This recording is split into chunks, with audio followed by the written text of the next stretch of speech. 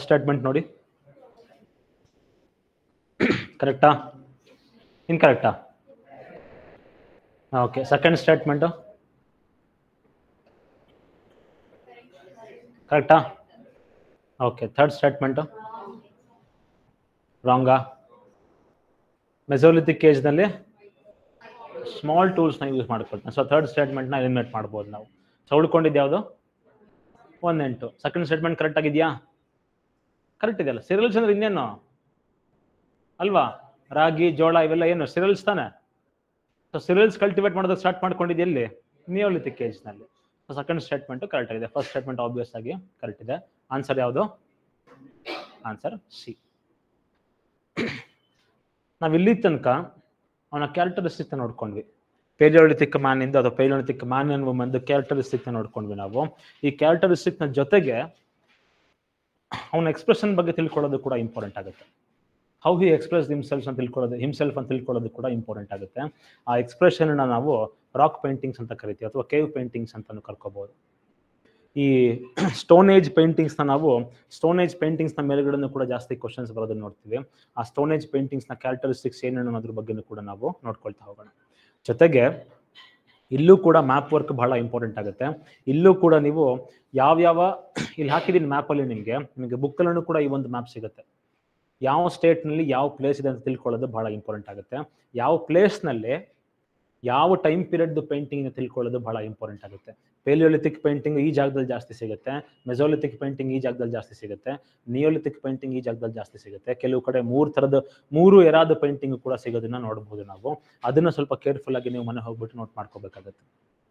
So over ಆಗಿ painting expression ಯಾವ ಮನುಷ್ಯಂದು stone age human expression ಯಾವ ತರ ಇತ್ತು ಅಂತ ತಿಳ್ಕೊಳ್ಳೋದು ಇಂಪಾರ್ಟೆಂಟ್ ಆಗುತ್ತೆ. ಅದಕ್ಕಿಂತ ಮುಂಚೆ ಏನಕ್ಕೆ ಪೇಂಟ್ ಮಾಡ್ದ ಅಂತ ತಿಳ್ಕೊಳ್ಳೋದು ಇಂಪಾರ್ಟೆಂಟ್ ಆಗುತ್ತೆ ಅಲ್ವಾ? ಸುಮ್ಮನೆ ಏನಕ್ಕೆ ಚಿತ್ರ ಬಿಡಿಸೋದು? ಯಾರಾದ್ರೂ ಪೇಂಟರ್ಸ್ ಇದ್ದೀರಾ ಇಲ್ಲಿ? ಪೇಂಟ್ ಮಾಡುವಂತ ಹಾಬಿ ಏನಾದ್ರು ಇದೆಯಾ ಇಲ್ಲಿ ಯಾರಿಗಾದ್ರೂ? ಯಾರಿಗೂ ಇಲ್ಲ. ಯಾರು ಇಲ್ವಾ? ಸರಿ ಬಿಡಿ, ಎಲ್ಲರಿಗೂ ಬರೋದಿಲ್ಲ ಪೇಂಟ್ ಮಾಡೋದಕ್ಕೆ. ಏನಕ್ಕೆ ಪೇಂಟ್ ಮಾಡ್ತಾನೆ ಅಂತ ಹೇಳಿದ್ರೆ, probably he was living in caves. ಅವನು ಕೇವ್ಸ್ಗಳಲ್ಲಿ ವಾಸವಾಗಿರ್ತಾ ಇದ್ದ. ತುಂಬಾ ಬೋರಿಂಗ್ ಆಗಿರುತ್ತೆ ಅಲ್ವಾ? ಯಾವ್ದು ಗುಹೆಗಳನ್ನ ನೋಡಿದ್ದೀರಾ? ಯಾವ್ದು ಕೇವ್ಸ್ಗಳನ್ನ ನೋಡಿದಿರಾ ಅಲ್ವಾ? ಬಹಳ ಬೋರಿಂಗ್ ಆಗಿರುತ್ತೆ. ನಮಗೆ ಇವಾಗ ಅಯ್ಯೋ ಬಹಳ ಚೆನ್ನಾಗಿದೆ ಅಂತ ಅನ್ಸುತ್ತೆ. ಏನ್ ನೇಚರ್ ಅಪ್ಪ ಇದು, ವಿಸ್ಮಯ ಇದು ಅಂತ ಅನ್ಸುತ್ತೆ. ಆದ್ರೆ ಅವಾಗಿದ್ದ ಟೈಮಲ್ಲಿ ಆ ವಿಸ್ಮಯನೇ ಅವ್ನ ಜೀವನ ಆಗ್ಬಿಟ್ಟಿತ್ತು ಅಲ್ವಾ? ಸೊ ಬಹಳ ಬೋರಿಂಗ್ ಆಗಿರುವಂತ ಕೇವ್ಸ್ನ ಸ್ವಲ್ಪ ಬ್ಯೂಟಿಫೈ ಮಾಡೋದಕ್ಕೋಸ್ಕರ ಪೇಂಟ್ ಮಾಡ್ದ ಅಂತ ಸುಮಾರು ಜನ ಹೇಳ್ತಾರೆ. ಸುಮಾರು ಜನ ಹಿಸ್ಟೋರಿಯನ್ಸ್ ಹೇಳೋದನ್ನ ನೋಡ್ತೀವಿ ನಾವು. ತುಂಬಾ ಬೋರಿಂಗ್ ಆಗಿತ್ತು. ಸೊ ಅದಕ್ಕೋಸ್ಕರ ವಾಲ್ಸ್ ಆಗಿರ್ಬೋದು, ರೂಫ್ ಆಗಿರ್ಬೋದು, he started painting walls and roof. ಏನಕ್ಕೆ? ಟು ಬ್ಯೂಟಿಫೈ ಹಿ ಸೆಟಲ್ಮೆಂಟ್ ಅಂತ ಸುಮಾರು ಜನ ಹೇಳ್ತಾರೆ. ಇನ್ನ ಸುಮಾರು ಜನ ಏನ್ ಹೇಳ್ತಾರೆ? ಟೈಮ್ ಪಾಸ್ ಮಾಡೋದಕ್ಕೆ ಪೇಂಟ್ ಮಾಡ್ದ ಅಂತ ಹೇಳ್ತಾರೆ. ನಾನು ಆಗ್ಲೇ ಹೇಳ್ದೆ ನಿಮ್ಗೆ, ಮೆಸೋಲಿಥಿಕ್ ಏಜ್ ನಲ್ಲಿ ಹೈಯೆಸ್ಟ್ ನಂಬರ್ ಆಫ್ ಪೇಂಟಿಂಗ್ಸ್ ನೋಡ್ತೀವಿ ನಾವು. ಏನಕ್ಕೆ ಅಂದ್ರೆ ಫ್ರೀ ಟೈಮ್ ಜಾಸ್ತಿ ಇರ್ತಾ ಇದ್ದಿದ್ದು ಮೆಸೋಲಿಥಿಕ್ ಏಜ್ ನಲ್ಲಿ. ಹಂಟಿಂಗ್ ರಿಸ್ಕ್ ಬಹಳ ಕಡಿಮೆ ಇರ್ತಿದ್ದು ಮೆಸೋಲಿಥಿಕ್ ಏಜ್ ನಲ್ಲೇ. ಪೇಲಿಯೋಲಿಥಿಕ್ ಏಜ್ ನಲ್ಲಿ ಬಹಳ ದೊಡ್ಡ ದೊಡ್ಡ ಅನಿಮಲ್ಸ್ ಗಳನ್ನ ಪೇಂಟ್ ಮಾಡ್ತಾ ಇದ್ದ. 10 ಜನ ಬೇಟೆಗೆ ಹೋದ್ರೆ ಒಬ್ಬ ಅಲ್ಲೇ ಬೇಟೆ ಆಗ್ಬಿಟ್ರು 1 ಜನ ವಾಪಸ್ ಬಂದಿರೋರು. ಆ ತರದ ದುಃಖದ ಸಿಚುವೇಶನ್ ಅಲ್ಲಿ ಎಕ್ಸ್ಪ್ರೆಸ್ ಮಾಡೋದಕ್ಕೆ ಸಾಧ್ಯ ಆಗೋದಿಲ್ಲ. ಸೊ ಪೇಲಿಯೋಲಿಥಿಕ್ ನ ಪೇಂಟಿಂಗ್ಸ್ ಬಹಳ ಕಡಿಮೆ ನಂಬರ್ ಅಲ್ಲಿ ನೋಡ್ತೀವಿ. ಮೆಸೋಲಿಥಿಕ್ ಪೇಂಟಿಂಗ್ಸ್ ನ ಹ್ಯೂಜ್ ನಂಬರ್ಸ್ ನಲ್ಲಿ ನೋಡ್ತೀವಿ. ನಿಯೋಲಿಥಿಕ್ ಪೇಂಟಿಂಗ್ಸ್ ನ ಬಹಳ ನೆಗ್ಲಿಜಿಬಲ್ ನಂಬರ್ಸ್ ನಲ್ಲಿ ನೋಡ್ತೀವಿ ನಾವು. ಏನಕ್ಕೆ ಅಂದ್ರೆ ಮನುಷ್ಯನ್ ಪುರ್ಸತ್ತಿರ್ಲಿಲ್ಲ, ಅಗ್ರಿಕಲ್ಚರ್ ಮಾಡ್ತಾ ಇದ್ದ. ಇನ್ನೂ ಕೂಡ ಅವನು ನಿಯೋಲಿಥಿಕ್ ಏಜ್ ನ ನೆನ್ಪಿಟ್ಕೊಳ್ಳಿ, he was still a hunter in Neolithic age. Agriculture ನ ಪ್ರಾಕ್ಟೀಸ್ ಮಾಡ್ತಾ ಇದ್ರೂ ಕೂಡ he was still hunting in forest. ಆ ಒಂದು ಪಾಯಿಂಟ್ ನ ಮರಿಬಾರ್ದು ನಾವು. ಸೊ ಹಾಗಾಗಿ ನಿಯೋಲಿಥಿಕ್ ಏಜ್ ನಲ್ಲಿ ಲೆಸ್ ನಂಬರ್ ಆಫ್ ಪೇಂಟಿಂಗ್ಸ್ ನ ನೋಡ್ತೀವಿ ನಾವು. ಜೊತೆಗೆ ಒಂದ್ ರೀತಿಲಿ ಸುಮಾರು ಜನ ಹೇಳ್ತಾರೆ it was like a dairy ಅಂತ ಹೇಳ್ತಾರೆ. It was like a dairy. ಇನ್ನ ಲ್ಯಾಂಗ್ವೇಜ್ ಹುಟ್ಕೊಂಡಿರ್ಲಿಲ್ಲ ಅಲ್ವಾ? ಸ್ಕ್ರಿಪ್ಟ್ ಹುಟ್ಕೊಂಡಿರ್ಲಿಲ್ಲ. ಸೊ ನಾನು ಏನ್ ಮಾಡಿದೆ ಇವತ್ತು ಅಂತ ಸುಮಾರು ಜನಕ್ಕೆ ಡೈರಿ ಬರೆಯುವಂತ ಹ್ಯಾಬಿಟ್ ಇರುತ್ತೆ ಅಲ್ವಾ? ಇವತ್ತು ಬೆಳಗ್ಗೆ ಎದ್ದೆ, ಇದು ಮಾಡಿದೆ, ಅದು ಮಾಡಿದೆ ಅಂತ ಒಂದು ಜರ್ನಲ್ ಮೇಂಟೈನ್ ಮಾಡುವಂತ ಹಾಬಿ ಇರುತ್ತೆ ಸುಮಾರು ಜನಕ್ಕೆ. ಅದೇ ತರ ಸ್ಟೋನ್ ಏಜ್ ಮನುಷ್ಯನ್ಗೂ ಕೂಡ ಒಂದು ಜರ್ನಲ್, ಒಂದು ಡೈರಿನ ಮೇಂಟೈನ್ ಮಾಡುವಂತ ಹಾಬಿ ಇತ್ತು. ಅದನ್ನ ಪೇಂಟಿಂಗ್ ಮುಖಾಂತರ ಎಕ್ಸ್ಪ್ರೆಸ್ ಮಾಡ್ದ ಅಂತ ಸುಮಾರು ಜನ ಹೇಳ್ತಾರೆ. ಸೊ ಬ್ಯೂಟಿಫೈ ಮಾಡೋದಕ್ಕೋ, ಇಲ್ಲ ಫ್ರೀ ಇದ್ದ ಅಂತಾನೋ, ಇಲ್ಲ ಹಾಬಿ ತರಾನೋ, ಇಲ್ಲ ಡೈರಿ ಮೇಂಟೈನ್ ಮಾಡೋದಕ್ಕೋ, ಏನಕ್ಕೋ ಒಂದಕ್ಕಂತನೋ ಸ್ಟೋನ್ ಏಜ್ ನ ಮನುಷ್ಯ ಏನ್ ಮಾಡ್ಕೊಳ್ತಾನೆ? ಚಿತ್ರ ಬರೀತಾನೆ. ಆ ಪೇಂಟಿಂಗ್ಸ್ ಗಳು ಇನ್ನೂ ಕೂಡ ಇರೋದನ್ನ ನಾವು ನೋಡ್ತೀವಿ. ಆಲ್ಮೋಸ್ಟ್ 1.5 ಲಕ್ಷ ವರ್ಷ ಆದ್ರೂ ಕೂಡ ಇವತ್ತೂ ಕೂಡ ಪೇಂಟಿಂಗ್ಸ್ ನಾವು ನೋಡ್ಬೋದು ಸುಮಾರು ಪ್ಲೇಸಸ್ಗಳಲ್ಲಿ. ಸೊ ಯಾವ ತರದ ಪೇಂಟಿಂಗ್ ನ ಮಾಡಿದ್ದ ಅವನು? ಸಬ್ಜೆಕ್ಟ್ ಏನು? What was the topic of painting? What was the subject of painting? ಒಂದು ಅವನ ಬಗ್ಗೆನೇ ಬರ್ಕೊಳ್ತಾ ಇದ್ದ ಅಲ್ವಾ? ಅಂದ್ರೆ ಪ್ರತಿಯೊಬ್ಬ ಹ್ಯೂಮನ್ ಕೂಡ ನಾರ್ಸಿಸಿಸ್ಟೇ. ಅವನ ಬಗ್ಗೆ ಅವ್ನು ಹೇಳ್ಕೊಳ್ಳೋದಕ್ಕೆ ಬಹಳ ಎಲ್ಲರಿಗೂ ಕೂಡ ಜಾಸ್ತಿ ಖುಷಿನೇ ಸಿಗುತ್ತೆ. ನಿಮ್ ಬಗ್ಗೆ ಹೇಳಿ ಅಂತ ಹೇಳ್ಬಿಟ್ರೆ ಒಂದು 10 ಪೇಜ್ ಗಟ್ಟಲೆ ಬರಿಬೋದು ನಾವು ನಮ್ಮ ಬಗ್ಗೆ ಹೇಳ್ಕೊಂಡು ನಾವು ಅಲ್ವಾ. ನಾನು ಎಷ್ಟು ಒಳ್ಳೆಯವನು ಅಂತ ಒಂದು 10 ಪೇಜ್ ಗಟ್ಟಲೆ ಬರ್ಕೋಬೋದು ನಾವು.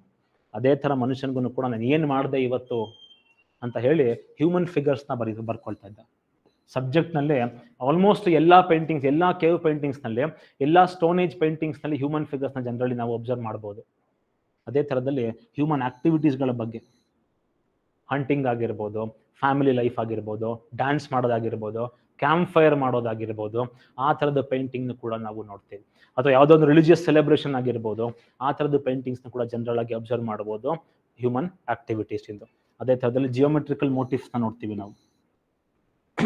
ನಮಗೆ ಸಣ್ಣ ವಯಸ್ಸಿನಲ್ಲಿ ಚಿತ್ರ ಬರೆಯೋದು ಅಂತ ಹೇಳಿದ್ರೆ ಎಲ್ಲರೂ ಕೂಡ ಈ ಚಿತ್ರ ಬರೆದಿರ್ತೀರ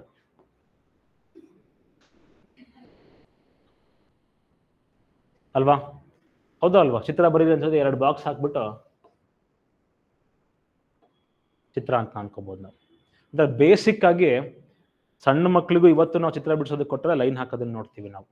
ಸೊ ಅವತ್ತಿನ ಪೇಲಿಯೋಲಿಥಿಕ್ ಆಗಿ ಅವತ್ತಿನ ಸ್ಟೋನ್ ಏಜ್ ಮನುಷ್ಯನು ಕೂಡ ಈ ತರದ ಜಿಯೋಮೆಟ್ರಿಕ್ ಮೋಟಿವ್ಸ್ಗಳನ್ನ ಯೂಸ್ ಮಾಡ್ಕೊಂಡಿದ್ದನ್ನ ನಾವು ನೋಡ್ಬೋದು ಪೇಂಟಿಂಗ್ಸ್ ನಲ್ಲಿ. ಸುಮ್ಮನೆ ಎಲ್ಲೋ ಒಂದ್ ಕಡೆ 4 ಗೀಟ್ ಹಾಕ್ಬಿಡೋದು, ಇಲ್ಲ ಈ ತರದ ಒಂದು ವೇವ್ ಸ್ಟ್ರಕ್ಚರ್ಸ್ ನ ಬರೆದ್ಬಿಡೋದು, ವೇವ್ ಪೇಂಟಿಂಗ್ಸ್ ನ ಬರೆದ್ಬಿಡೋದು, ಈ ತರದ ಜಿಯೋಮೆಟ್ರಿಕ್ ಡಿಸೈನ್ಸ್ ಕೂಡ ನೋಡ್ಬೋದು ನಾವು. ಅದೇ ತರದಲ್ಲಿ ಅನಿಮಲ್ಸ್ ಗಳನ್ನು ಕೂಡ ಡಿಪಿಕ್ಟ್ ಮಾಡ್ತಾ ಇದ್ದ ಅವನು. ಅನಿಮಲ್ಸ್ ಗಳನ್ನ ಇಂಡಿವಿಜುವಲ್ ಆಗಿ ಡಿಪಿಕ್ಟ್ ಮಾಡ್ತಾ ಇದ್ದನ್ನ ನೋಡಬಹುದು ನಾವು. ಅನಿಮಲ್ಸ್ ಗಳನ್ನ ಹಂಟಿಂಗ್ ಸೀನ್ ನಲ್ಲೂ ಕೂಡ ಡಿಪಿಕ್ಟ್ ಮಾಡ್ತಾ ಇದ್ದನ್ನ ನಾವು ಅಬ್ಸರ್ವ್ ಮಾಡಬಹುದು. ಸೊ ಸ್ಟೋನ್ ಏಜ್ ನಲ್ಲಿ ಯಾವ್ಯಾವ ಟಾಪಿಕ್ ನ ಮೇಲ್ಗಡೆಗೆ, ಯಾವ್ಯಾವ ಥೀಮ್ ಮೇಲ್ಗಡೆಗೆ ಹಿ ಹ್ಯಾಸ್ ಪೇಂಟೆಡ್ ಅಂತ ಹೇಳಿದ್ರೆ we could say these 4 themes. ಈ 4 ಥೀಮ್ಸ್ ಗಳ ಮೇಲ್ಗಡೆಗೆ ಜನರಲ್ ಆಗಿ ನಾವು ಸ್ಟೋನ್ ಏಜ್ ನ ಪೇಂಟಿಂಗ್ಸ್ ಗಳನ್ನ ಅಬ್ಸರ್ವ್ ಮಾಡಬಹುದು.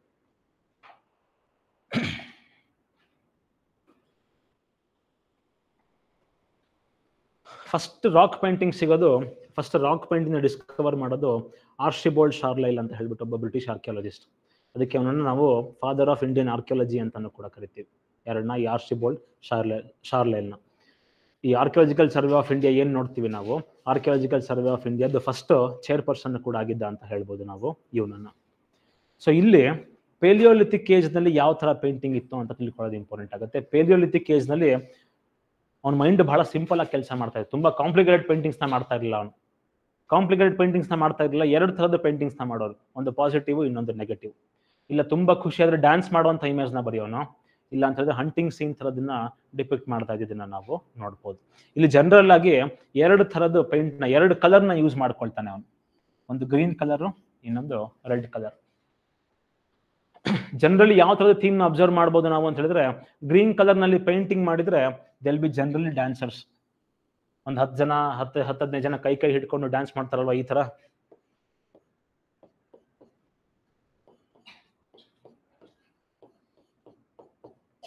ಈ ತರದ್ದು ಸುಮಾರು ಡ್ಯಾನ್ಸರ್ಸ್ ಫಿಗರ್ಸ್ ಗಳನ್ನ ನೋಡ್ಬೋದು ನಾವು ಪೇಲಿಯೋಲಿಥಿಕ್ ಏಜ್ ನಲ್ಲಿ. ಈ ತರ ಡ್ಯಾನ್ಸರ್ಸ್ ಗಳನ್ನ ನಾವು ಏನಾದ್ರು ಪೇಂಟ್ ಮಾಡಿದ್ರೆ ಅದನ್ನ ಜನರಲ್ ಆಗಿ ಗ್ರೀನ್ ಕಲರ್ ನಲ್ಲಿ ಮಾಡಿರೋನು. ಅದೇ ತರದಲ್ಲಿ ಹಂಟರ್ಸ್ ಏನಾದ್ರು ಪೇಂಟ್ ಮಾಡ್ತಾ ಇದ್ದಾನೆ ಅಂತ ಹೇಳಿದ್ರೆ ಅದಕ್ಕೆ ರೆಡ್ ಕಲರ್ ನ ಯೂಸ್ ಮಾಡ್ಕೊಳ್ತಿದ್ದೀರ ನಾವು ನೋಡ್ಬೋದು. ಈ ಹಳೆ ರಾಜ್ಕುಮಾರ್ ಪಿಕ್ಚರ್ ಅಲ್ಲಿ ಬರುತ್ತೆ ಅಲ್ವಾ, ರಾಜ್ಕುಮಾರಿಗೆ ತುಂಬಾ ಕೋಪ ಬಂದಾಗ ರೆಡ್ ಕಲರ್ ಲೈಟ್ ಮುಖದಲ್ಲಿ ಪ್ರೊಜೆಕ್ಟ್ ಆಗೋದನ್ನ ನೋಡ್ತೀವಿ ನಾವು. ಸೊ ರೆಡ್ ಕಲರ್ ಅಂತ ಹೇಳಿದ್ರೆ ಬಹಳ ಕೋಪ ಇದೆ ಅಂತ ಹೇಳ್ತಾ, ರೆಡ್ ಕಲರ್ ಅಂತ ಹೇಳಿದ್ರೆ ಅವ್ನು ಹಂಟ್ ಮಾಡೋದಕ್ಕೆ ರೆಡಿ ಇದ್ದಾನೆ ಅಂತ. ಸೊ ಅದಕ್ಕೋಸ್ಕರ ಹಂಟಿಂಗ್ ಸೀನ್ಗಳನ್ನ ರೆಡ್ ಕಲರ್ ನಲ್ಲಿ ಬರಿತಾ ಇದ್ದ. ನಾರ್ಮಲ್ ಲೈಫ್ ನ ಗ್ರೀನ್ ಕಲರ್ ನಲ್ಲಿ ಬರಿತಾ ಇದ್ದಿದ್ದನ್ನ ನಾವು ನೋಡಬಹುದು. Predominantly he was using only 2 colours in Palaeolithic period. ಒಂದು ಗ್ರೀನ್ ಕಲರ್, ಇನ್ನೊಂದು ರೆಡ್ ಕಲರ್.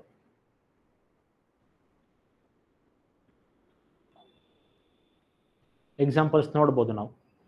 ಸೊ ಇಲ್ಲಿ ಹಂಟಿಂಗ್ ಸೀನ್ ನೋಡ್ಬೋದು ರೆಡ್ ಕಲರ್ ನಲ್ಲಿ ಇರುವಂತದ್ದು. ಇದು ಆಕ್ಚುಲ್ ಆಗಿ ಗ್ರೀನ್ ಕಲರ್, ಪಾಪ ಫೋಟೋ ಕರೆಕ್ಟ್ ಆಗಿ ತೆಗ್ದಿಲ್ಲ ಅವರು, ಸೊ ಹಾಗಾಗಿ ವೈಟ್ ಕಲರ್ ತರ ಕಾಣ್ತಾ ಇದೆ ನಿಮಗೆ. ಇಲ್ಲೂ ಕೂಡ ಏನ್ ಮಾಡೋಣ ಅಂದ್ರೆ, ಕೆಲವು ಕಡೆಯಲ್ಲಿ ಈ ಪೇಂಟ್ ಮಾಡೋದು ಕೂಡ ಹಾಗೇನೆ. ಕೆಲವು ಕಡೆಯಲ್ಲಿ ಏನ್ ಮಾಡೋನು ಅಂತ ಹೇಳಿದ್ರೆ ಸೀದಾ ಬಂಡೆ ಮೇಲೆ ಹತ್ಕೊಂಡ್ಬಿಟ್ಟು ಪೇಂಟ್ ಮಾಡೋದಕ್ಕೆ ಶುರು ಮಾಡ್ಕೊಂಡ್ಬಿಡೋನು. ಇನ್ನ ಕೆಲವು ಕಡೆಗೆ ಕ್ಯಾನ್ವಾಸ್ ನ ರೆಡಿ ಮಾಡ್ಕೊಂಡು, ಅಂದ್ರೆ ಬ್ಯಾಕ್ ಗ್ರೌಂಡ್ ರೆಡಿ ಮಾಡ್ಕೊಳ್ಳೋನು. ವೈಟ್ ಕಲರ್ ನ ಬ್ಯಾಕ್ ಗ್ರೌಂಡ್ ಹಾಕೊಳ್ಳೋದು, ಇಲ್ಲ ಗ್ರೀನ್ ಕಲರ್ ನ ಬ್ಯಾಕ್ ಗ್ರೌಂಡ್ ಹಾಕೊಳ್ಳೋದು. ಆ ಬ್ಯಾಕ್ ಗ್ರೌಂಡ್ ನ ಮೇಲ್ಗಡೆಗೆ ಪೇಂಟಿಂಗ್ ಮಾಡಿದ್ದನ್ನ ನಾವು ಜನರಲ್ ಆಗಿ ಅಬ್ಸರ್ವ್ ಮಾಡ್ಬೋದು. ಹಾಗೆ ಪ್ಲೇನ್ ಆಗಿ ಪೇಂಟಿಂಗ್ ಮಾಡಿರುವಂತಹ ಎಕ್ಸಾಂಪಲ್ಸ್ ನೋಡ್ತೀವಿ. ಬ್ಯಾಕ್ ಗ್ರೌಂಡ್ ನ ಮೇಲ್ಗಡೆಗೆ ಪೇಂಟಿಂಗ್ ಮಾಡಿರುವಂತಹ ಎಕ್ಸಾಂಪಲ್ಸ್ ನ ಕೂಡ ನಾವು ಅಬ್ಸರ್ವ್ ಮಾಡ್ಬೋದು. ಅದ್ರ ಜೊತೆಗೆ ಈ ತರ ಲೀನಿಯರ್ ರೆಪ್ರೆಸೆಂಟೇಷನ್ಸ್ ನ ನೋಡ್ತೀವಿ ನಾವು. ಯಾವ್ದ್ರಲ್ಲಿ? ಪೇಲಿಯೋಲಿಥಿಕ್ ಏಜ್ ನಲ್ಲಿ. ಹ್ಯೂಮನ್ ಫಿಗರ್ಸ್ ಆಗಿರ್ಬೋದು, ಇನ್ನೊಂದ್ ಕಡೆಗೆ ಅನಿಮಲ್ ಫಿಗರ್ಸ್ ಆಗಿರ್ಬೋದು. ಇವತ್ತೂ ಕೂಡ ನಮ್ಗೆ ಯಾರಿಗೂ ಈ ತರ ಇಷ್ಟೊಂದು ಚೆನ್ನಾಗಿರುವಂತ ಬುಲ್ನ ಬರೆಯೋದಕ್ಕೆ ಸಾಧ್ಯ ಇಲ್ಲ ಅಲ್ವಾ. ಅಷ್ಟು ಚೆನ್ನಾಗಿರುವಂತಹ ಒಂದು ಅನಿಮಲ್ ಫಿಗರ್ ನ ಬರೆದಿರೋದನ್ನ ನಾವು ನೋಡ್ಬೋದು. ಜೊತೆಗೆ ಇನ್ನೊಂದು ಪಾಯಿಂಟ್ ಏನು ಅಂತ ಹೇಳಿದ್ರೆ, ಈ ಪೇಲಿಯೋಲಿಥಿಕ್ ಏಜ್ ನಲ್ಲಿ he was depicting animals as Majestic.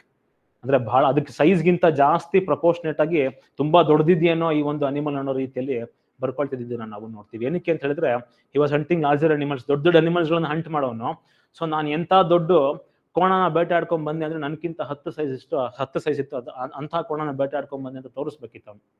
So ಅದಕ್ಕೋಸ್ಕರ ಅನಿಮಲ್ಸ್ ಫಿಗರ್ ಏನಿರ್ತಾ ಇತ್ತು, ಅನಿಮಲ್ಸ್ ಫಿಗರ್ ನ disproportionately largerly he was depicting animal figures disproportionately larger.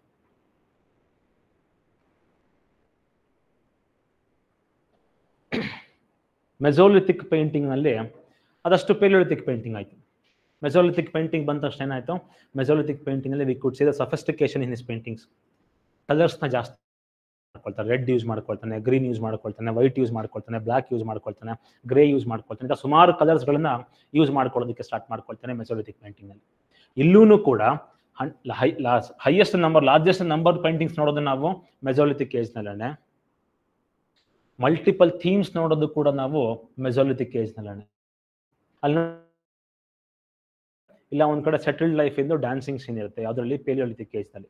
ಆದ್ರೆ ಇಲ್ಲಿ other form of human activities ಕೂಡ ತೋರಿಸಿರೋದನ್ನ ನೋಡ್ತೀವಿ ನಾವು ಮೆಸೋಲಿಥಿಕ್ ಏಜ್ ನಲ್ಲಿ. ಸೊ ಸುಮಾರು ಥೀಮ್ಸ್ ಗಳು ಮಲ್ಟಿಪ್ಲೈ ಆಗೋದನ್ನ, ನ್ಯೂಮರಸ್ ಥೀಮ್ಸ್ ಗಳನ್ನ ನೋಡ್ತೀವಿ ನಾವು ಮೆಸೋಲಿಥಿಕ್ ಏಜ್ ನಲ್ಲಿ. ಇಲ್ಲೂ ಕೂಡ ಸ್ಟಿಲ್ ಹಂಟಿಂಗ್ ಸೀನ್ಸ್ ಪ್ರಿಡಾಮಿನೇಟ್ಸ್. ಇಲ್ಲೂ ಕೂಡ ಆ ಪೇಂಟಿಂಗ್ ನಲ್ಲಿ ಹಂಟಿಂಗ್ ಸೀನ್ಸ್ ಗಳನ್ನೇ ಜಾಸ್ತಿ ಡಿಪಿಕ್ಟ್ ಮಾಡ್ತಾ ಇದ್ದಿದ್ದನ್ನ ನಾವು ನೋಡ್ಬೋದು. ಅದ್ರ ಜೊತೆಗೆ ಒಂದು ರೀತಿಯಲ್ಲಿ ಈ ಕಿರೀಟ ಥರದ ಆರ್ನಮೆಂಟ್ ಗಳನ್ನ ಅಬ್ಸರ್ವ್ ಮಾಡ್ಬೋದು ನಾವು. ಒಂದು 10 ಜನ ಹಂಟ್ ಮಾಡ್ತಾ ಇದ್ದಾರೆ ಅಂತ ಹೇಳಿದ್ರೆ ಅದರಲ್ಲಿ ಒಬ್ಬ ಕಿರೀಟ ಹಾಕೊಳ್ತಾ ಇದ್ದ, ಒಂಥರದ ಹೆಡ್ ಆರ್ನಮೆಂಟ್ ಅನ್ನು ನೋಡ್ಬೋದು ನಾವು ಯಾವ್ದ್ರಲ್ಲಿ, ಮೆಸೋಲಿಥಿಕ್ ಏಜ್ ಅಲ್ಲಿ. ಸುಮಾರು ಟೆಕ್ಸ್ಟ್ ತೋರಿಸ್ತೀನಿ ನಾನು ನಿಮ್ಗೆ. ಒಂದು ರೀತಿಯಲ್ಲಿ ಆ ಟ್ರೈಬಲ್ ಕಲ್ಚರ್ನ ತೋರಿಸ್ಕೊಡ್ತಾರೆ. ಟ್ರೈಬಲ್ ಪ್ರಾಬಬ್ಲಿ ಒಂದು ಟ್ರೈಬಲ್ ಚೀಫ್ ಆಗಿರ್ತಿದ್ದ ಏನೋ ಅನ್ನೋದನ್ನ ನಾವು ಅಸ್ಯೂಮ್ ಮಾಡ್ಕೋಬೇಕಾಗತ್ತೆ ಆ ಒಂದು ಹೆಡ್ ಗೇರ್ನ ಅಸಂಪ್ಷನ್ ನಿಂದ. ಇಲ್ಲೂ ಕೂಡ ಅನಿಮಲ್ಸ್ ನ ಪೇಂಟ್ ಮಾಡೋದನ್ನ ಜಾಸ್ತಿ ಮಾಡ್ಕೊಳ್ತಾನೆ. ಒಂದೆರಡು ಅನಿಮಲ್ಗಳೆಲ್ಲ ಸುಮಾರು ಅನಿಮಲ್ಸ್ ಗಳನ್ನ ಪೇಂಟ್ ಮಾಡೋದಕ್ಕೆ ಸ್ಟಾರ್ಟ್ ಮಾಡ್ಕೊಳ್ತಾನೆ ಮೆಸೋಲಿಥಿಕ್ ಏಜ್ ನಲ್ಲಿ. ಅಲ್ಲಿ ತುಂಬಾ ಮೆಜೆಸ್ಟಿಕ್ ಆಗಿ ಬರೆದ್ರೆ ಪೆಲಿಯೋಲಿಥಿಕ್ ಏಜ್ ನಲ್ಲಿ ಬಹಳ ದೊಡ್ಡದಾಗಿ ಅನಿಮಲ್ಸ್ ಗಳನ್ನ ತೋರಿಸಿದ್ರೆ ಅವನು ಇಂಥ ದೊಡ್ಡ ಪ್ರಾಣಿನ ಬೇಟೆ ಆಡ್ಕೊಂಡ್ ಬಂದಿದ್ದೀನಿ ನಾನು ಅಂತ ತೋರಿಸ್ಕೊಂಡ್ರೆ, ಇಲ್ಲಿ ಬಹಳ ನ್ಯಾಚುರಲ್ ಆಗಿ ಬರೆಯೋದಕ್ಕೆ ಸ್ಟಾರ್ಟ್ ಮಾಡ್ಕೊಳ್ತಾರೆ ಅನಿಮಲ್ಸ್ ಗಳನ್ನ. ಅವ್ರದ್ದೇನ್ ಸೈಜ್ ಇರ್ತಾ ಇತ್ತು ಅದೇ ಸೈಜ್ಗೆ ತಕ್ಕನಾಗಿನೇ ಪೇಂಟಿಂಗ್ ಮಾಡೋದನ್ನ ನಾವು ನೋಡ್ಬೋದು ಮೆಸೋಲಿಥಿಕ್ ಏಜ್ ನಲ್ಲಿ. ಏನಕ್ಕೆ ನಿಧಾನಕ್ಕೆ ಫಾರೆಸ್ಟ್ ನ ಕಾಂಕರ್ ಮಾಡ್ಕೊಳ್ಳೋದಕ್ಕೆ ಸ್ಟಾರ್ಟ್ ಮಾಡ್ಕೊಂಡಿದ್ದಾನೆ, ಡಾಮಿನೇಟ್ ಮಾಡೋದಕ್ಕೆ ಸ್ಟಾರ್ಟ್ ಮಾಡ್ಕೊಂಡಿದ್ದಾನೆ. ನಾನು ಇಂಥ ದೊಡ್ಡ ಅನಿಮಲ್ನ ಬೇಟೆ ಆಡದೆ ಅಂತ ಹೇಳ್ಕೊಳ್ಳೋ ನೆಸೆಸಿಟಿ ಇರಲಿಲ್ಲ, ಆಲ್ರೆಡಿ ಮಾಡೋದಕ್ಕೆ ಸ್ಟಾರ್ಟ್ ಮಾಡ್ಕೊಂಡಿದ್ವಿ. ಅದಕ್ಕೋಸ್ಕರ ಅನಿಮಲ್ಸ್ ನ ಕೂಡ ಏನಾದ್ರೂ ಸೈಜ್ ಏನಿರ್ತಾ ಇತ್ತು ಅದೇ ಸೈಜ್ ನಲ್ಲೇ ಪೋರ್ಟ್ರೇ ಮಾಡೋದನ್ನ ನಾವು ನೋಡ್ಬೋದು. ಆದರೆ ಮನುಷ್ಯನನ್ನ ತುಂಬಾ ಸ್ಟೈಲ್ ಆಗಿ ಪೇಂಟ್ ಮಾಡಿದ್ದನ್ನ ನಾವು ನೋಡ್ಬೋದು. ಅದೇ ತರದಲ್ಲಿ ಕಮ್ಯುನಿಟಿ ಲೈಫ್ ಆಗಿರ್ಬೋದು, ಫ್ಯಾಮಿಲಿ ಲೈಫ್ ಆಗಿರ್ಬೋದು, ಅಪ್ಪ ಅಮ್ಮ ನಾವಿಬ್ರು ನಮಗಿಬ್ರು ಅಂತ ನಮ್ದು ಸ್ಲೋಗನ್ ಇದೆ ಅಲ್ವಾ ಫ್ಯಾಮಿಲಿ ಪ್ಲಾನಿಂಗ್ ಇಂದು, ಅದೇ ತರದಲ್ಲಿ ನಾವಿಬ್ರು ನಮಗಿಬ್ರು ಅಂತ ಪೇಂಟಿಂಗ್ ಕೂಡ ನೋಡ್ಬೋದು ನಾವು ಮೆಸೋಲಿಥಿಕ್ ಏಜ್ ನಲ್ಲಿ. ಒಂದು ಫ್ಯಾಮಿಲಿ ಸ್ಟ್ರಕ್ಚರ್ ನ ನೋಡ್ತೀವಿ ನಾವು ಈ ಒಂದು ಪೇಂಟಿಂಗ್ಸ್ ಗಳಲ್ಲಿ. ಅಲ್ಲಿ ಹೇಳ್ದೆ ಅಲ್ವಾ, ವೈಟ್ ನೋಡ್ತೀವಿ, ಯೆಲ್ಲೋ ನೋಡ್ತೀವಿ, orange, red, ash colour, purple, brown, green, black, ಈ ತರದ ಸುಮಾರು ಕಲರ್ಸ್ ಗಳನ್ನ ನ್ಯಾಚುರಲ್ ಆಗೇನೆ ಯೂಸ್ ಮಾಡಿ ನೋಡ್ತೀವಿ. ಜನರಲ್ ಆಗಿ ಎಲ್ಲಾ colours all these colours R naturally available. ಆ ನ್ಯಾಚುರಲ್ ಆಗಿ ಇರುವಂತ ಕಲರ್ ನ ಯಾವ ತರ ಈ ಎಲ್ಲಾ ಪೇಂಟಿಂಗ್ಸ್ ಏನ್ ನೋಡ್ತೀವಿ ನಾವು, ಎಲ್ಲಾ ಪೇಂಟಿಂಗ್ಸ್ ಕೂಡ ಒಂದ್ ರೀತಿಲಿ ಹೇಳ್ಬೇಕು ಅಂದ್ರೆ ಆಯಿಲ್ ಪೇಂಟಿಂಗ್ಸ್. ಹೆಂಗ್ ಆಯಿಲ್ ಪೇಂಟಿಂಗ್ ಆಯ್ತು, ಆ ನ್ಯಾಚುರಲ್ ಆಗಿ ಏನ್ ಸಿಗ್ತಾ ಇತ್ತು ಕಲರ್, ಆ ಕಲರ್ ನ ಏನ್ ಮಾಡೋನು ಅನಿಮಲ್ ಫ್ಯಾಟ್ ಜೊತೆಗೆ ಮಿಕ್ಸ್ ಮಾಡೋನು. ಯಾವಾಗ ಅನಿಮಲ್ ಫ್ಯಾಟ್ ಜೊತೆಗೆ ಮಿಕ್ಸ್ ಮಾಡೋನು ಅದೇನಾಗ್ತಾ ಇತ್ತು, ಆಯಿಲ್ ಪೇಂಟ್ ಆಗ್ತಾ ಇತ್ತು. ಆ ಆಯಿಲ್ ಪೇಂಟ್ ನ ಬಂಡೆಗಳ ಮೇಲ್ಗಡೆಗೆ ಬಿಡಿಸೋನು, ಆ ಪೇಂಟ್ ಆಕ್ಸಿಡೈಸ್ ಆಗ್ಬಿಡ್ತಾ ಇತ್ತು. ಸೊ ಹಾಗಾಗಿ ಏನಾಯ್ತು, 1.5 ಲಕ್ಷ ವರ್ಷ ಆದ್ರೂ ಕೂಡ ಪೇಂಟಿಂಗ್ಸ್ ಇನ್ನನ್ನ ಹಾಗೆ ಉಳ್ಕೊಂಡಿರೋದನ್ನ ನಾವು ನೋಡ್ಬೋದು. ಬ್ರಷ್ಗೆ ಏನ್ ಮಾಡ್ತಾ ಇದ್ದ, ಪೇಲಿಯೋಲಿಥಿಕ್ ಏಜ್ ನಲ್ಲಿ ಬೆರಳಿನಲ್ಲೇ ಚಿತ್ರ ಬಿಡಿಸೋನು. ಸೊ ಹಾಗಾಗಿ ಬಹಳ ಕ್ರೂಡ್ ಆಗಿರುತ್ತೆ. ಇಲ್ಲ ಕಡ್ಡಿ ಇಟ್ಕೊಂಡು ಚಿತ್ರ ಬಿಡಿಸೋಣ, ಅದಕ್ಕೋಸ್ಕರ ಬಹಳ ಕ್ರೂಡ್ ಆಗಿರುತ್ತೆ. ಮೆಸೋಲಿಥಿಕ್ ಏಜ್ ನಲ್ಲಿ ಪೇಂಟಿಂಗ್ ಬ್ರಷ್ ಮಾಡ್ಕೊಳ್ಳೋದಕ್ಕೆ ಸ್ಟಾರ್ಟ್ ಮಾಡ್ಕೊಳ್ತಾನೆ. ಈ ಬಳ್ಳಿಗಳು ಬರುತ್ತಲ್ವಾ, ಆ ಬಳ್ಳಿಗಳು ತುದಿನ ಸಣ್ಣದಾಗಿ ಕಟ್ ಮಾಡ್ಕೊಂಡು ಆ ಒಂದು ಬ್ರಷ್ ನ ಸ್ಟ್ರೋಕ್ ಗಳನ್ನ ನೋಡ್ಬೋದು ನಾವು ಮೆಸೋಲಿಥಿಕ್ ಟೈಮ್ ಪೀರಿಯಡ್ ನಲ್ಲಿ. ಅಂದ್ರೆ ಪೇಂಟಿಂಗ್ ನಲ್ಲಿ ಸಫಿಸ್ಟಿಕೇಶನ್ ಜಾಸ್ತಿ ಆಗ್ತಾ ಹೋಗ್ತಿರೋದನ್ನ ಅಬ್ಸರ್ವ್ ಮಾಡ್ಬೋದು.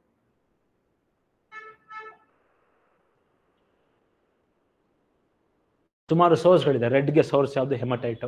ಗ್ರೀನ್ಗೆ ಚಾಲ್ಸೆಡನಿ ಅಂತ ಹೇಳ್ಬಿಟ್ಟು ಒಂದು ಗ್ರೀನ್ ಕಲರ್ ಸ್ಟೋನ್ ಬರುತ್ತೆ. ಆ ಗ್ರೀನ್ ಕಲರ್ ಕಲ್ಲುಗಳನ್ನ ಸಣ್ಣ ಪೌಡರ್ ಆಗಿ ಮಾಡ್ಕೊಂಡು ಅದನ್ನ ಫ್ಯಾಟ್ ಜೊತೆಗೆ ಮಿಕ್ಸ್ ಮಾಡ್ಕೊಳ್ಳೋಣ. ವೈಟ್ ನ ಆಬ್ವಿಯಸ್ ಆಗಿ ಲೈಮ್ ಸ್ಟೋನ್ ಜೊತೆಗೆ, white colour source lime stone ಅಂತ ನಾವು ಹೇಳ್ಬೋದು. ಇಲ್ಲೂ ಕೂಡ ಸಿಮಿಲರ್ಲಿ ಪೇಲಿಯೋಲಿಥಿಕ್ ಟೈಮ್ ಪೀರಿಯಡ್ ಅಲ್ಲಿ ನೋಡ್ತೀವಲ್ವಾ, ಇಲ್ಲೂ ಕೂಡ ಒಂದು ಬ್ಯಾಕ್ ಗ್ರೌಂಡ್ ಒಂದು ಕ್ಯಾನ್ವಾಸ್ ನ ರೆಡಿ ಮಾಡ್ಕೊಂಡು ಪೇಂಟ್ ಮಾಡ್ಕೊಳ್ತಾ ಇದ್ದ. ಕೆಲವು ಕಡೆಯಲ್ಲಿ ಡೈರೆಕ್ಟ್ ಆಗಿ ಆ ಕಲ್ಲಿನ ರಾಕ್ನ ಮೇಲ್ಗಡೆಗೆ ಪೇಂಟ್ ಮಾಡಿದ್ದನ್ನ ನಾವು ನೋಡ್ಬೋದು. ಇಲ್ಲಿ ನೋಡಿದಾಗ್ಲೇ ಹೇಳಿದೆ ನಿಮ್ಗೆ ಹಂಟಿಂಗ್ ಸೀನ್ ಪ್ರಿಡಾಮಿನೇಟ್ಸ್ ಅಂತ ಹೇಳಿದೆ. ಇಲ್ಲೂ ಕೂಡ ನೋಡ್ಬೋದು ಹಂಟಿಂಗ್ ಸೀನ್ ನಾವು, ಇಲ್ಲೂ ಕೂಡ ಹಂಟಿಂಗ್ ಸೀನ್ ನೋಡ್ಬೋದು. ಇವತ್ತು ಈ ಒಂದು ಸಫಿಸ್ಟಿಕೇಶನ್ ಮ್ಯಾಚ್ ಮಾಡೋದಕ್ಕೆ ನಮ್ಮ ಕೈಲಿ ಯಾರಿಗೂ ಕೂಡ ಸಾಧ್ಯ ಇಲ್ಲ, ಅಟ್ಲೀಸ್ಟ್ ಈ ಕ್ಲಾಸಲ್ಲಿ ಇರೋರಿಗೆ. ಅಂದ್ರೆ ಆ ತರದ ಸಫಿಸ್ಟಿಕೇಶನ್ ನೋಡ್ತೀವಿ ನಾವು. ಇಲ್ಲಿ ನೋಡ್ಬೋದು ನಾವು ಎಲ್ಲಾ ಮನುಷ್ಯ ನಾರ್ಮಲ್ ಆಗಿದ್ರೆ ಇಲ್ಲಿರುವಂತ ಮನುಷ್ಯನ ತಲೆ ಮೇಲ್ಗಡೆಗೆ ಏನೋ ಒಂದು ಕಿರೀಟ ಕುತ್ಕೊಂಡಾಗಿದೆ. ಅಲ್ಲಿಗೇನು ಸೊಸೈಟಿಯಲ್ಲಿ ನಿಯೋಲಿಥಿಕ್ ಏಜ್, ಮೆಸೋಲಿಥಿಕ್ ಏಜ್ ನಲ್ಲೇ ಸೊಸೈಟಿಯಲ್ಲಿ ಒಂದು ಹೈರಾರ್ಕಿ ಸ್ಟಾರ್ಟ್ ಆಗಿತ್ತು ಅಂತ ನಾವು ಹೇಳ್ಬೋದು. ಸೊಸೈಟಿ ಅನ್ನೋಂಥ ಇನ್ಸ್ಟಿಟ್ಯೂಷನ್ ಯಾವಾಗ ಬರುತ್ತೆ ಅಲ್ಲಿಗೆ ಹೈರಾರ್ಕಿ ಸ್ಟಾರ್ಟ್ ಆಗುತ್ತೆ ಅಂತ ಜನರಲಿ ನಾವು ಮೆಸೋಲಿಥಿಕ್ ಏಜ್ ನಲ್ಲಿ ಅಬ್ಸರ್ವ್ ಮಾಡ್ಬೋದು. ಇಲ್ಲೂ ಕೂಡ ನೋಡ್ಬೋದು ನೀವು ಫ್ಯಾಮಿಲಿ ಲೈಫ್, ಅಪ್ಪ ಅಮ್ಮ ಇಬ್ಬರು ಮಕ್ಕಳು ನೋಡ್ತೀವಿ. ಇಲ್ಲೂ ಕೂಡ ಹಂಟಿಂಗ್ ಸೀನ್ ನೋಡ್ತೀವಿ. ಈ ಹಂಟಿಂಗ್ ಸೀನ್ ನಲ್ಲಿ ಇದು ಯಾವುದೋ ಒಂದು ಕೋಣ ಬೇಟಾಡಕ್ ಹೋಗ್ಬಿಟ್ಟು ಇವನೇ ಬೇಟೆ ಆಗ್ಬಿಟ್ಟಿದ್ದಾನೆ, ಅದಕ್ಕೆ ರಕ್ತ ಹರಿತಿರೋದನ್ನು ನೋಡ್ಬೋದು ನಾವು. ಅಂದ್ರೆ ಎಷ್ಟು ಎಕ್ಸ್ಪ್ರೆಸಿವ್ ಆಗಿದ್ದ ಮೆಸೋಲಿಥಿಕ್ ಟೈಮ್, ಎಷ್ಟು ಖಾಲಿ ಟೈಮ್ ಇತ್ತು ಮಾತ್ರ ಇಮ್ಯಾಜಿನ್ ಮಾಡ್ಕೊಳ್ಳಿ ನೀವು ಅಲ್ವಾ. ನಾವೆಲ್ಲಾನು ಕೂಡ ಈ ಟೈಮಲ್ಲಿ ಹುಟ್ಬಿಟ್ಟಿದ್ರೆ, ಮೆಸೋಲಿಥಿಕ್ ಏಜ್ ನಲ್ಲಿ ಇದ್ಬಿಟ್ಟಿದ್ರೆ ನಾವು UPSC KPSC ಅಥವಾ ತಲೆನೋವೇ ಇರ್ತಿರಲಿಲ್ಲ ನಮ್ಗೆ. ಇರ್ಲಿ ಅದೇನಾಗ್ತಿದ್ವಿ ನಾವು ಇದಾಗದೇ ಇದ್ರೆ ಸಾಕಿತ್ತು ಆ ಟೈಮಲ್ಲಿ. ಇಲ್ಲಿ ಎಷ್ಟು ನೀಟಾಗಿ ಅವನು ತೋರಿಸಿರೋದನ್ನ ನೋಡ್ತೀವಿ ನಾವು. ಪ್ರತಿಯೊಂದು ಎಲಿಮೆಂಟ್ಸ್ ಅಂದ್ರೆ ಸೂಕ್ಷ್ಮವಾಗಿ ಮೈನ್ಯೂಟ್ ಡೀಟೇಲ್ಸ್ ಗಳನ್ನು ಕೂಡ ಪೇಂಟ್ ಮಾಡಿದ್ದನ್ನ ನಾವು ನೋಡ್ತೀವಿ ಮೆಸೋಲಿಥಿಕ್ ಏಜ್ ನಲ್ಲಿ. ಅದಾಗಿ ಇಲ್ಲಿ ಒಂದು ಅಬ್ಸರ್ವ್ ಮಾಡ್ಬೋದು, ಬೇಟೆ ನಾಯಿನ ಯೂಸ್ ಮಾಡ್ಕೊಳ್ತಿರೋದನ್ನ ಅಬ್ಸರ್ವ್ ಮಾಡ್ಬೋದು ನಾವು ಅಲ್ವಾ. ಡೊಮೆಸ್ಟಿಕೇಶನ್ ಆಫ್ ಅನಿಮಲ್ಸ್ ಅಂತ ಹೇಳಿದ್ದೆ. ಈ ಒಂದು ಹಂಟಿಂಗ್ ಸೀನ್ ನಲ್ಲಿ ಒಂದು ಡಾಗ್ ಏನ್ ಮಾಡ್ತಾ ಇದೆ, ಒಂದು ನಾಯಿ ಏನ್ ಮಾಡ್ತಾ ಇದೆ, ಹಂಟ್ ಮಾಡೋದಕ್ಕೆ ಪ್ರಯತ್ನ ಮಾಡ್ತಿರೋದನ್ನ ನಾವು ನೋಡ್ಬೋದು. ಆಮೇಲೆ ಏನಾಗುತ್ತೆ, ನಿಯೋಲಿಥಿಕ್ ಏಜ್ ಸ್ಟಾರ್ಟ್ ಆಗುತ್ತೆ. ನಿಯೋಲಿಥಿಕ್ ಏಜ್ ನಲ್ಲಿ ಪಾಪ ಮಾಡೋದಕ್ಕೆ ಬಹಳ ಕೆಲಸ ಆಯ್ತು ಅವನಿಗೆ. ಮೆಸೋಲಿಥಿಕ್ ಏಜ್ ನಲ್ಲಿ ಇದ್ದಂತ free time was not available in Neolithic age. ಏನಕ್ಕೆ? he had to practice agriculture, he had to hunt ಅಲ್ವಾ. ಇನ್ನ ಹಂಟ್ ಮಾಡಬೇಕಿತ್ತು, ಇನ್ನ ಗ್ಯಾದರ್ ಮಾಡ್ಕೋಬೇಕಿತ್ತು, ಅಗ್ರಿಕಲ್ಚರ್ ಪ್ರಾಕ್ಟೀಸ್ ಮಾಡಬೇಕಿತ್ತು, ಫ್ಯಾಮಿಲಿ ಅನ್ನೋ ಇನ್ಸ್ಟಿಟ್ಯೂಷನ್ ಬಂದಿತ್ತು ಆಲ್ರೆಡಿ, ವಿಲೇಜ್ ಅನ್ನೋ ಅಂತ ಒಂದು ಕಾನ್ಸೆಪ್ಟ್ ಬಂದಿತ್ತು. ಈ ಒಂದು ಬ್ಯುಸಿ ಶೆಡ್ಯೂಲ್ ನಲ್ಲಿ ಪಾಪ ಪೇಂಟ್ ಮಾಡೋದು ಕಡಿಮೆ ಮಾಡ್ಕೊಳ್ಳೋದಕ್ಕೆ ಸ್ಟಾರ್ಟ್ ಮಾಡ್ಕೊಳ್ತಾನೆ ನಿಯೋಲಿಥಿಕ್ ಏಜ್ ನಲ್ಲಿ. ಸೊ ಪೇಂಟಿಂಗ್ ದ ಕ್ವಾಲಿಟಿ ಏನಿದೆ, ಪೇಂಟಿಂಗ್ ದ ಕ್ವಾಲಿಟಿನೂ ಕಡಿಮೆ ಆಗುತ್ತೆ, ಪೇಂಟಿಂಗ್ಸ್ ಇಂದ ಕ್ವಾಂಟಿಟಿನೂ ಕೂಡ ಕಡಿಮೆ ಆಗೋದನ್ನ ನಾವು ನೋಡ್ಬೋದು. ಜನರಲ್ ಆಗಿ ಇಲ್ಲಿ ಯಾವ ಥರದ we can observe agriculture based theme ನೋಡ್ಬೋದು ನಾವಿಲ್ಲಿ ನಿಯೋಲಿಥಿಕ್ ಏಜ್ ನಲ್ಲಿ. ಇಲ್ಲಿ ಯಾವ ಥರ ಉಳುಮೆ ಮಾಡ್ತಿರೋದಾಗಿರ್ಬೋದು, ಬೇರೆ ಬೇರೆ ಥರದ ಥೀಮ್ಸ್ಗಳನ್ನ ನಾವು ಅಬ್ಸರ್ವ್ ಮಾಡ್ಬೋದು. ಮೆಸೋಲಿಥಿಕ್ ಏಜ್ ನಲ್ಲಿ ಹಂಟಿಂಗ್ ಸೀನ್ ಇದ್ರೆ, ನಿಯೋಲಿಥಿಕ್ ಏಜ್ ನಲ್ಲಿ ಸೆಟಲ್ಡ್ ಲೈಫ್ ನ ಡಿಪಿಕ್ಟ್ ಮಾಡೋದನ್ನ ಜಾಸ್ತಿ ಮಾಡ್ಕೊಳ್ತಾನೆ.